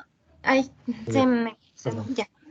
ya, vamos a ver el control inmediato de lo que es la fibrilación ventricular en pacientes con fibrilación auricular. Aquí vamos a usar lo que es la digoxina, bloqueador beta como primera línea, y también vamos a considerar la administración de amiodarona. También vamos a considerar el uso como precaución de opiácidos para aliviar la disnea y ansiedad de los pacientes con disnea grave, pero que pueden inducir a náuseas y también pueden provocar que les dé hipopnea. Aquí vamos a ver el tratamiento en pacientes con insuficiencia cardíaca según el perfil clínico en fase inicial. Vamos a ver, ya. En pacientes con insuficiencia cardíaca aguda, vamos a evaluar al pie de cama, como ya les había dicho, el perfil hemodinámico. Si hay congestión, vamos a preguntarnos, ¿hay congestión? Si hay, vamos a ver que el paciente se encuentra es un paciente húmedo. Entonces vamos a hacer que aquí el paciente húmedo quiere decir que la presión arterial sistólica típicamente va a estar elevada o va a estar normal. Entonces aquí vamos a tener de tipo vascular o tipo cardíaco. Si es de tipo vascular va a haber una distribución de fluidos, predomina la hipertensión y vamos a dar lo que son vasodilatadores o diuréticos. Pero si es de tipo cardíaco, aquí vamos a ver una acumulación de fluidos, que aquí va a predominar lo que es la congestión. Entonces aquí lo que vamos a administrar es diuréticos, vasodilatador, ultrafiltración, que vamos a considerar en el caso de resistencia diurética. Pero si hay congestión, preguntamos, o valoramos si hay congestión, y si no, entonces vamos a ver que el paciente es seco, por decirlo así. Entonces, si sí, Vamos, si la perfusión periférica es adecuada, sí, vamos a ver que va a haber una perfusión adecuada compensada. Entonces aquí solo vamos a hacer lo que es el ajuste del tratamiento oral. No, entonces vamos a ver que es un paciente hipoperfundido, hipovolémico. Entonces aquí vamos a considerar una carga de fluidos y vamos a considerar el uso de inotrópicos si persiste la hipoperfusión. Entonces aquí vamos a ver también. Si el paciente húmedo frío, entonces aquí quiere decir que la presión arterial sistólica es menor a 90 milímetros de mercurio. Entonces, sí, entonces aquí vamos a usar lo que es inotrópico, vamos a considerar dar vasopresores, también diuréticos y considere la asistencia mecánica circulatoria si no responde al tratamiento farmacológico. Y si es no, vamos a dar lo que son vasodilatadores, diuréticos y vamos a considerar también el uso de inotrópicos en el caso de refractarios. También vamos a ver que hay un tratamiento oral basado en la evidencia. El tratamiento oral modificado en la insuficiencia cardíaca se mantiene tras el ingreso a insuficiencia cardíaca aguda, excepto si es que tienen inestabilidad hemodinámica, hiperpotasemia o una función renal muy deteriorada. También vamos a usar el tratamiento con bloqueadores beta que pueden mantener de forma segura, excepto en lo que son pacientes con shock cardiogénico. Vamos a retirar bloqueadores beta si se asocia a un aumento de mortalidad hospitalaria a corto plazo y rehospitalización a corto plazo. Gracias. Ya, bueno, en el caso de la guía, acuérdense que estaban ahí las páginas, no es toda la guía. ¿Se acuerdan? Es solo de la 18 a la 26 y creo que es de la 44 a la 55, porque la guía como tal es extensa. Y bueno, ustedes hablaron de la parte de lo que es el tratamiento con un objetivo terapéutico de insuficiencia cardíaca aguda, que sería en ámbito hospitalario, ¿no? Pero acuérdense que son las que están mencionadas ahí en el material nomás, ¿ya? Bueno, es que como para que sigamos avanzando con el siguiente grupo, ¿ya?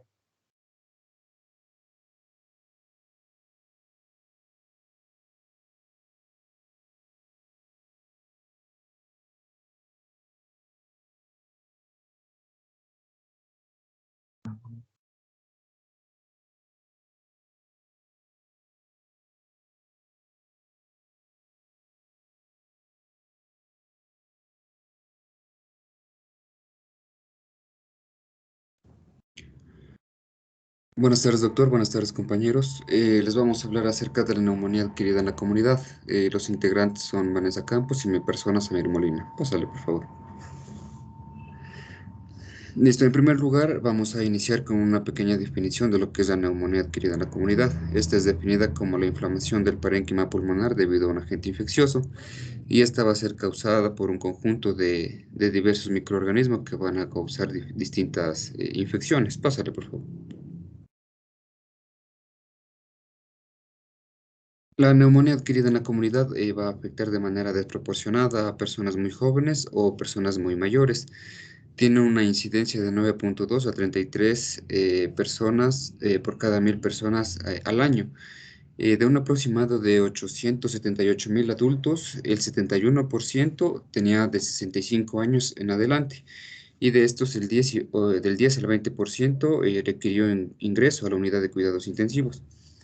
De este total de los adultos infectados que les mencioné de 878.000 casos de neumonía, el neumococo fue el responsable de 866.000 de las visitas de los pacientes ambulatorios, es decir, es el principal microorganismo relacionado con esta enfermedad.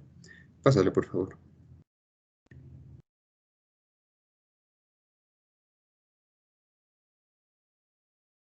Como les mencioné, el microorganismo más comúnmente aislado en la neumonía adquirida en la comunidad es el neumococo, el Streptococcus pneumoniae, pero asimismo se encuentra una frecuencia mayor de otros patógenos y va en aumento.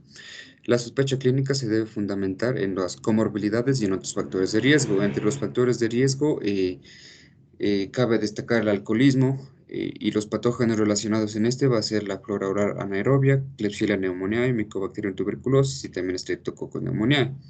La aspiración de igual manera por la flora oral anaerobia, La enfermedad pulmonar obstructiva crónica con sus patógenos relacionados también. Pásale, por favor.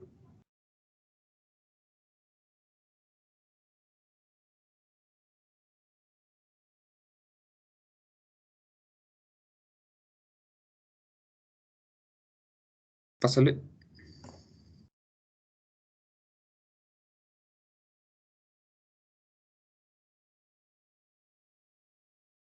¿Sí se me escucha?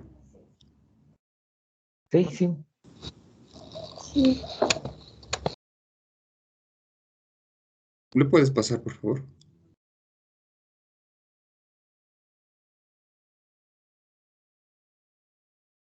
Y bueno, también dentro de los factores de riesgo, cabe mencionar la probabilidad de los viajes, es decir, si es que la persona ha viajado hacia otros lugares, como por ejemplo el viaje a Medio Oriente y eh, con el agente etiológico causante del síndrome respiratorio del Medio Oriente y demás viajes también que se relacionan con los diferentes agentes etiológicos. Pásale, por favor.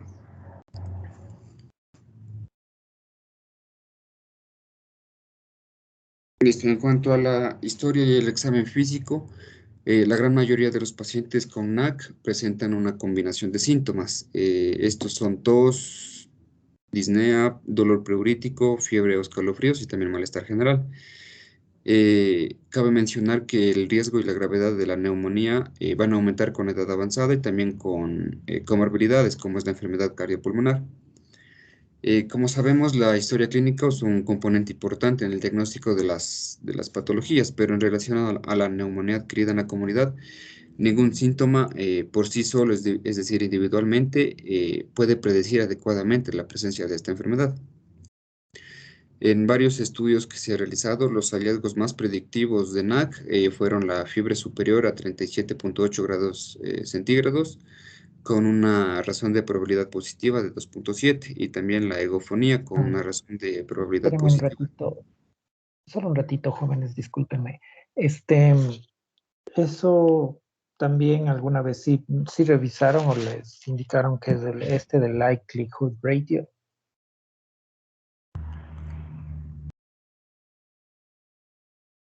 Se utiliza bastante en test diagnósticos, por razón de verosimilitud.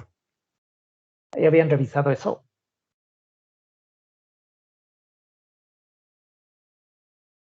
No, doc. No. Del grupo moderador, tal vez, ¿ustedes revisaron qué es esto del likelihood ratio? Y en toma de decisiones clínicas. No, no, doctor. Ya, bueno, no tengo aquí el artículo, pero en todo caso es cuando se hace evaluación de pruebas diagnósticas, se suele hacer, perdón. Sí, eso se refería a la probabilidad que se espera a través de un resultado mediante una prueba que se haya dado en un paciente con algún trastorno, haciendo una comparación con una probabilidad, más o menos esperando un resultado en un paciente sin algún trastorno. Ya se utiliza bastante como en pruebas diagnósticas, ¿no? Y hay algunos artículos que van midiendo los síntomas asociados a cierta patología y qué probabilidad tienen de que estos síntomas terminen incidiendo en la toma de decisión. Por ejemplo, ¿ya vieron, por ejemplo, apendicitis ustedes? No creo que las quirúrgicas. Pero, por ejemplo, ¿cuál es el signo que más se ve en apendicitis? ¿Ustedes se acuerdan? En clínica tal vez les dieron. ¿Cuál es el signo que más se ve en apendicitis? McBurney positivo. Eso. Entonces, el McBurney no es algo que se vea en todo lado, pero si ves un McBurney positivo, ya te va dando la probabilidad de que eso sea una apendicitis. Entonces, si se puede traducir en números, luego de haber hecho, obviamente, un estudio de prueba diagnóstica, el McBurney, como ven ahí, comparado con lo que es de neumonía, Probablemente es equivalente a un signo. Hoy se fue la presentación. ¿Pasó algo? ¿Se fue la presentación? Ya le vuelvo a compartirlo. Ya, bueno, entonces el likelihood ratio es una medida que se utiliza cuando se evalúan pruebas diagnósticas y en este caso se puede aplicar también a síntomas y a signos para tomar o tener un umbral en la toma de decisiones. ¿En qué consiste? En que podríamos nosotros tomar la decisión de operar o no operar si es que hay, por ejemplo, un Mark-Burney basado en un likelihood ratio del signo de Mark-Burney. Asimismo, en el caso de los síntomas de neumonía, cada síntoma tiene una probabilidad o un likelihood ratio que nos va a ayudar a tomar la decisión de dar o no tratamiento también. Es más de eso. Continúen, por favor.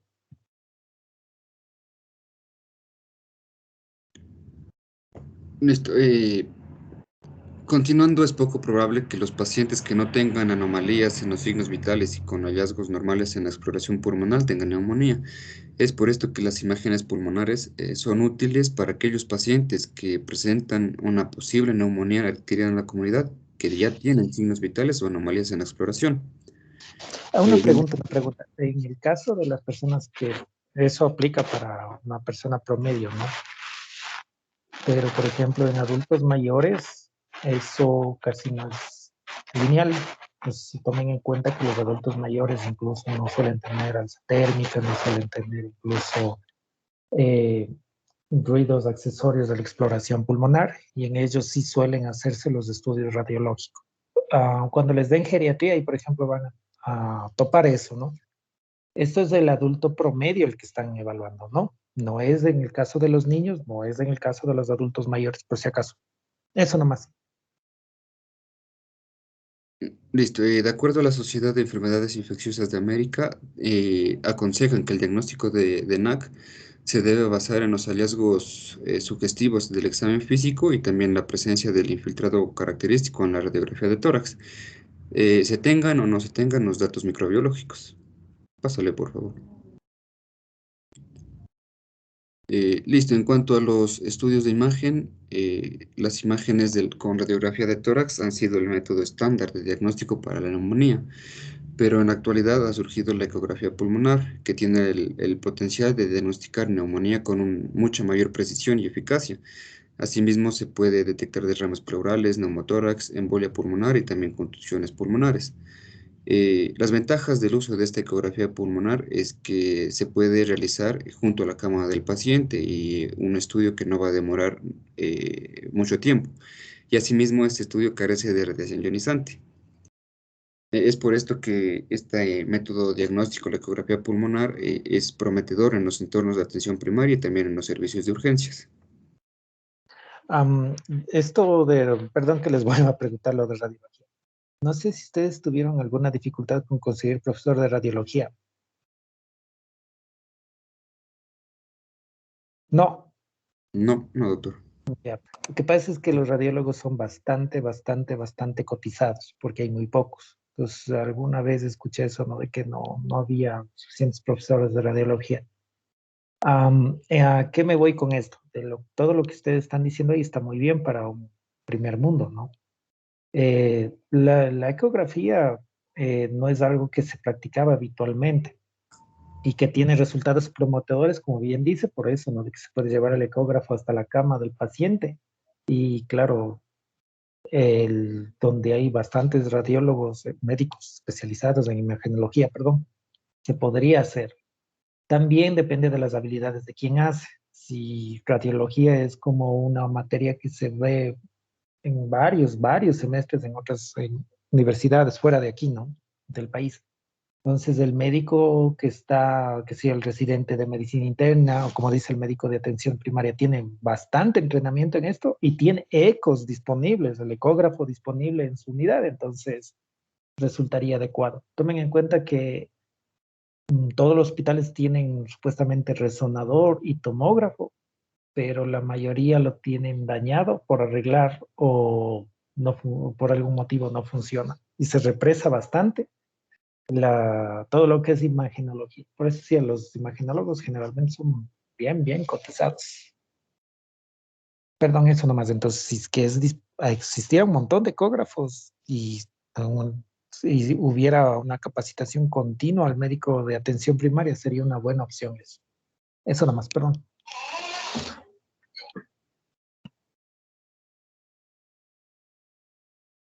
Pásale, por favor.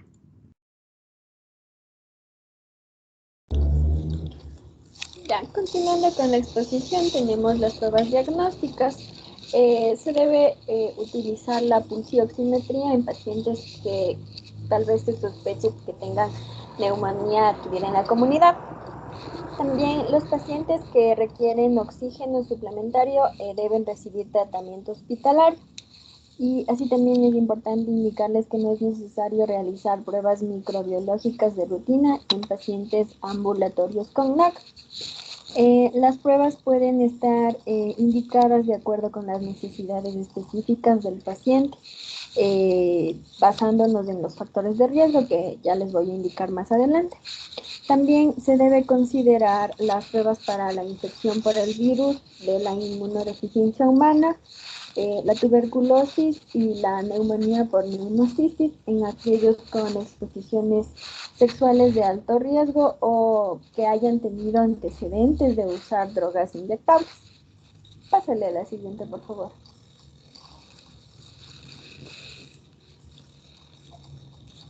Ya, entonces, bueno, en este cuadro podemos ver las pruebas diagnósticas en pacientes con sospecha de neumonía adquirida en la comunidad. Entonces, a la izquierda tenemos los factores clínicos. Por ejemplo, en el caso de un abuso de alcohol, es necesario pedir una muestra de sangre, de esputo, también realizar una prueba de antígenos en orina para legionela, también prueba de antígeno en orina para neumococo. En el caso de un infiltrado cavitario también es necesario realizar exámenes de sangre, también una muestra de esputo y para esto se indican los cultivos de hongos y tuberculosis. También en la unidad de cuidados intensivos también se necesita de una muestra de sangre, de esputo, de prueba de antígenos en orina para legionela y también la prueba de antígeno en orina para neumococo. Y en esto es necesario un aspirado endotraqueal o lavado broncoalveolar. Pásale a la siguiente, por favor.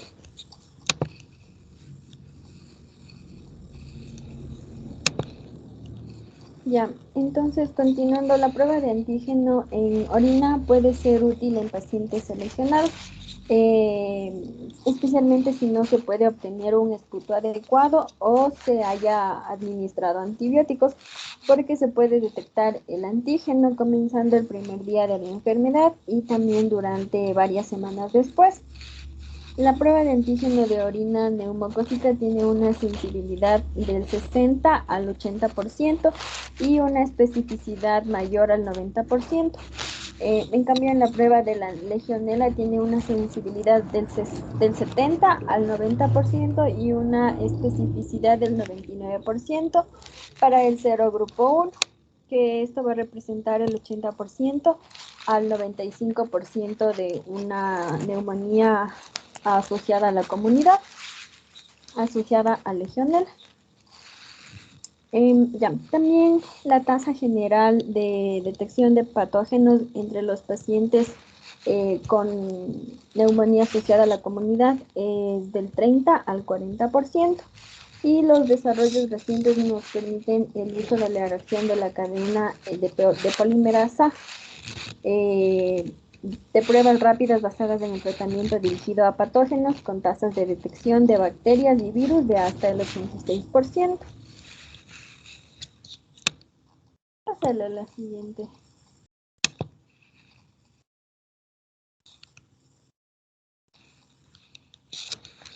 Y ya, entonces también para mejorar los resultados de los pacientes y reducir la exposición a antibióticos, se le ha considerado a la procalcitonina, se está estudiando como un potencial biomarcador de NAC grave. También con un costo de 25 a 30 dólares por prueba. El valor de una prueba de procalcitonina va a depender de la capacidad del laboratorio, con un valor de menos del 0.1 nanogramos por mililitro, con una precisión de pronóstico superior para la mortalidad a corto plazo. En cuanto también es importante mencionarles que se realizó un metaanálisis en el Cochrane que encontró que el uso de la prueba de la procalcitonina disminuyó significativamente la exposición media a los antibióticos de más o menos de 8 a 4 días y redujo el riesgo de fracaso del tratamiento. También el impacto sobre la mortalidad o la duración de la hospitalización independiente del entorno clínico.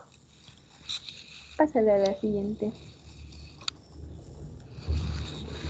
Ya, en cuanto a la terapia antibiótica, dado el rendimiento relativamente bajo de las técnicas de cultivo estándar, el tratamiento empírico utilizado la Sociedad Estadounidense de Enfermedades Infecciosas del 2007 y la Sociedad Torácico Estadounidense se dirigen a probables patógenos basados sobre factores de riesgo epidemiológico.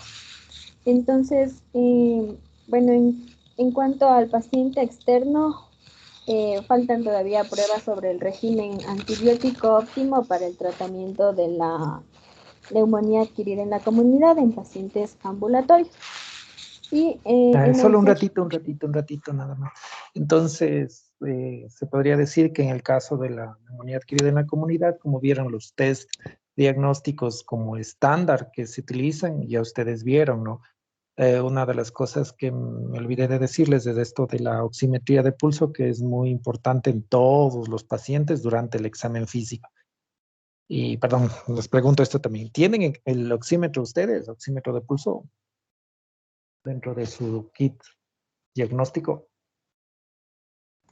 No, No, doctor. No. Bueno, cuando vuelvan al hospital, cuando sean internos, van a andar, si han visto que los internos andan cargando un canguro, es porque ahí va el tensiómetro, fonendoscopio, los bajalenguas, el oxímetro de pulso, el martillo para examen neurológico. Uy, me han cargado todos. Y una de las cosas que sí deberían tener o debería estar en la unidad donde ustedes atienden es el oxímetro de pulso, porque eso te ayuda un montón. Por ejemplo, ustedes vieron la insuficiencia cardíaca aguda, que había la hipoxemia, entonces el oxímetro de pulso te va a decir cuánto está oxigenando. Si es que es un paciente con neumonía adquirida en la comunidad, ya ven, eso es lo que te va a ayudar también a saber si está o no oxigenando bien. Si es que vas a poner oxígeno para saber si va a mejorar o no, oxímetro de pulso. Es muy, muy importante lo del oxímetro.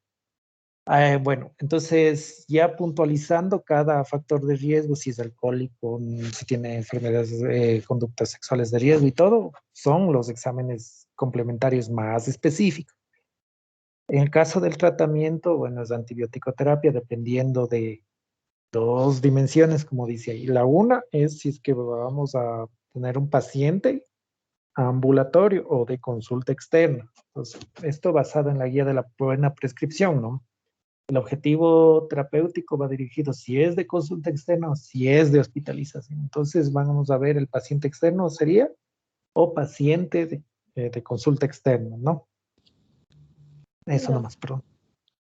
Ya, entonces, bueno, en ausencia de comorbilidades significativas, se deben usar macrólidos, por ejemplo, citromicina. Y para el tratamiento de la neumonía adquirida en la comunidad del adulto, también se puede usar doxiciclina como una alternativa. También la exposición a antibióticos en los 3 meses anteriores o la presencia de una enfermedad comórbida requiere el uso preferencial de fluoroquinolona seguidas de un antibiótico beta-lactámico, por ejemplo, amoxicilina en dosis altas. También puede ser amoxicilina con ácido clavulánico.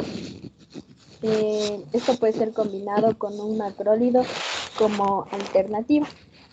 Y en el paciente hospitalizado no UCI, los pacientes hospitalizados que no ingresan en la unidad de cuidados intensivos deben A ver, de... espérenme un ratito nomás. Entonces, bueno, recapitulando, paciente de consulta externa, ¿no es cierto? Paciente sin complicaciones, a ver qué es que daban. A ver, déjeme ver, está por ahí Wendy Tipán. Wendy Tipán. Wendy Lisbeth Tipán. Oh, sí, doc. Ya. Entonces, quedamos en pacientes con neumonía adquirida en la comunidad, que es de consulta externa, sin complicaciones. ¿Quedamos? Sí. ¿Mm? Se usa macrólidos. La niña de la historia que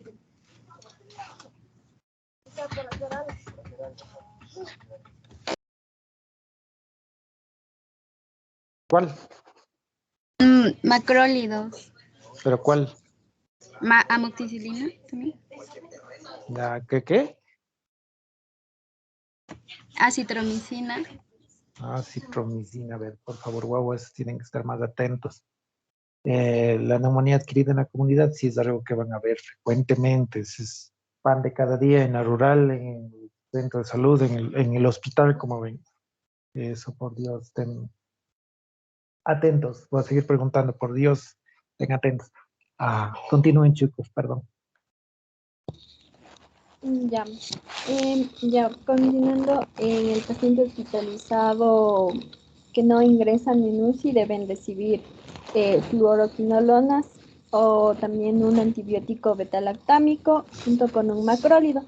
Los datos de observación sugieren una menor mortalidad a corto plazo cuando la terapia con antibióticos se administra dentro de las 4 a 8 horas posteriores a la llegada al hospital en pacientes con neumonía moderada a grave.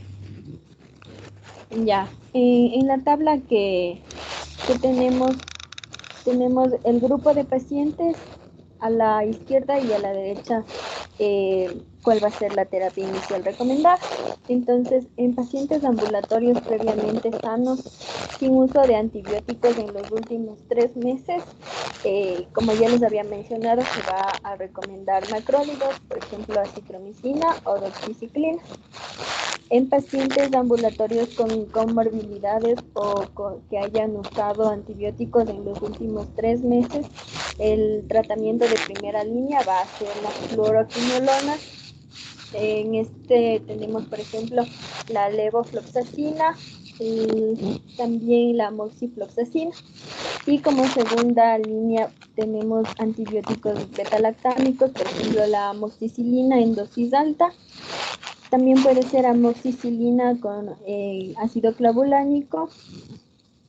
En el caso de pacientes hospitalizados que no han sido ingresados a la unidad de cuidados intensivos, tenemos la terapia en primera línea, la fluoroquinolona respiratoria, y en segunda línea antibióticos betalactámicos más un macrol. También en pacientes hospitalizados que hayan sido ingresados a UCI, tenemos antibióticos betalactámicos. Dentro de estos tenemos la cefiaxona, cefotaxima o ampicilina, más un macrólido, o solo un macrólido y una fluoroquinolona respiratoria. Bueno, en consideraciones especiales tenemos los factores de riesgo para pseudomonas. Tenemos la terapia inicial, antibióticos betalactámicos. Dentro de estos tenemos la piperaciclina, el imipenem, el meropenem, el doripenem, más ciprofloxacina o levofloxacina. También antibióticos betalactámicos más un aminoglucósido y acitromicina.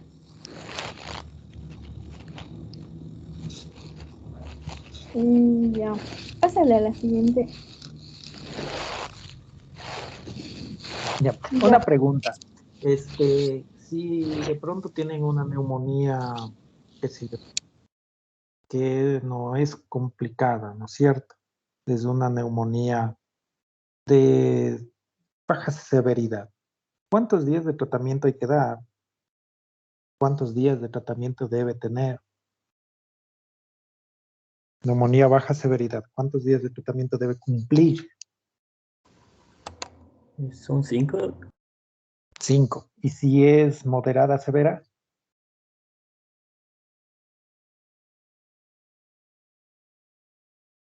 7 días, doctor. Ya, muy bien. La otra cosa, ¿cuándo paso de antibióticos intravenosos a vía oral? ¿Cómo decido eso?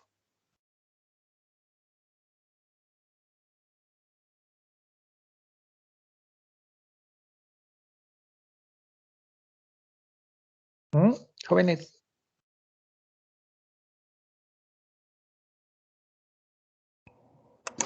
¿Cuál era la pregunta? Disculpe, doctor. ¿cuándo pasar antibióticos intravenosos ya a vía oral?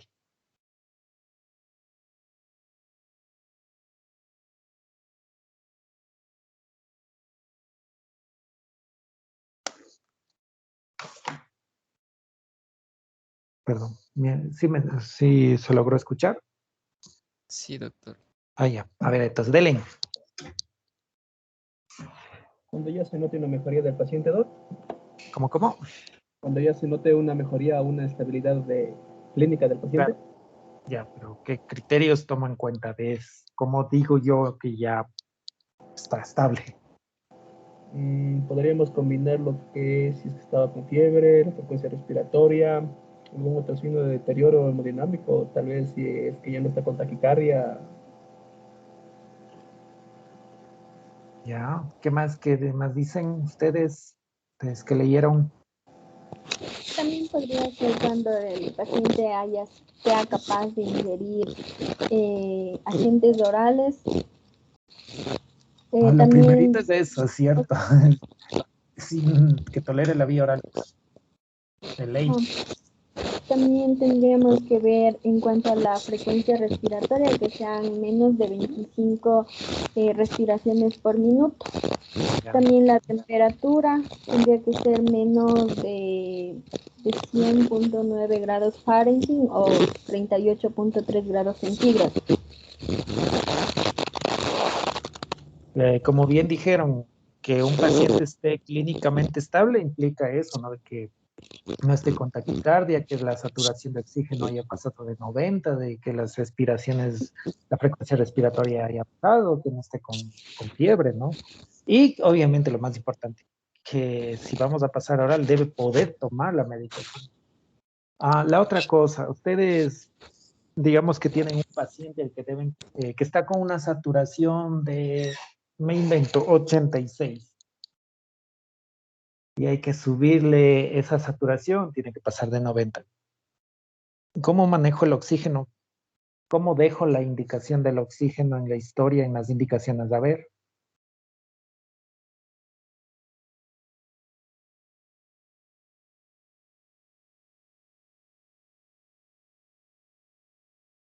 ¿Cómo dejarían ustedes la indicación de la oxigenoterapia? A ver.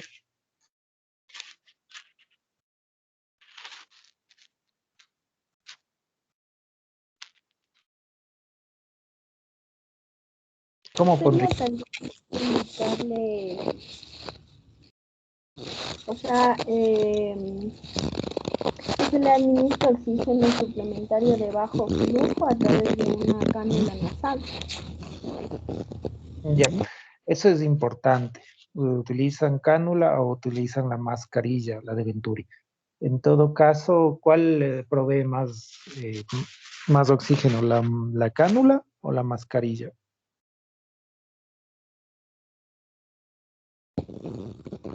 La mascarilla. Eso, entonces ante la duda, manden mascarilla. La otra cosa, esto es como un poco complicado porque dicen, y ahora le pongo 2 litros por minuto a 5 por minuto. No, se suele poner oxigenoterapia hasta que saturación de oxígeno pase del 90%. Es decir, no hay como un estándar, no es como los medicamentos de que le dejas 2.5 litros de 1 litro de oxígeno. Te toca subir el oxígeno hasta que la saturación pase de 90. Y cuando la enfermera le ve al paciente y otra vez está desaturando, le vuelve a subir hasta donde más pueda, ¿no? Si eso no mejora, ahí sí estamos en problema. Pero el oxígeno no es estándar, no es que indicamos a 1.5 litros y así permanece. La oxigenoterapia es de acuerdo a la saturación, ¿no? Eso nomás tomarán en cuenta. Bueno, huevos. A ver, entonces la próxima semana para continuar con la... De una vez ya que preparen, me parece que faltan solo 3 temas, ¿no?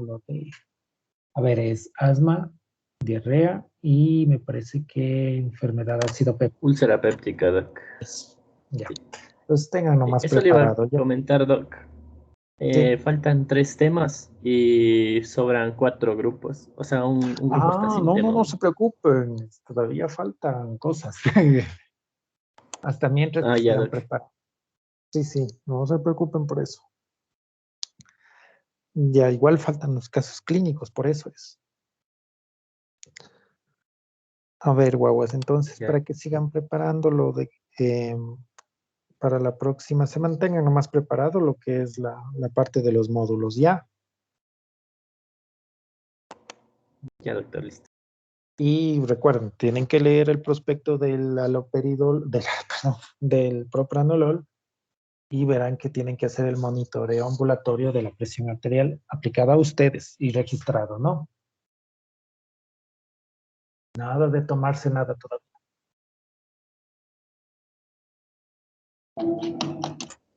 Listo, Doc. Ya. Eso, guaguas. Entonces nos vemos la próxima semana, ¿ya? Doctor, una consultita.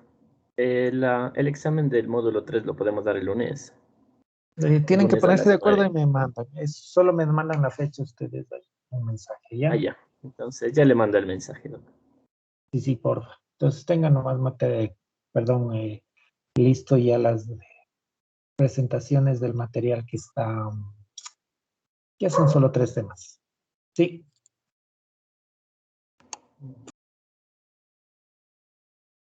Sí, jóvenes, ¿estamos de acuerdo? Sí, Doc. Ya, entonces.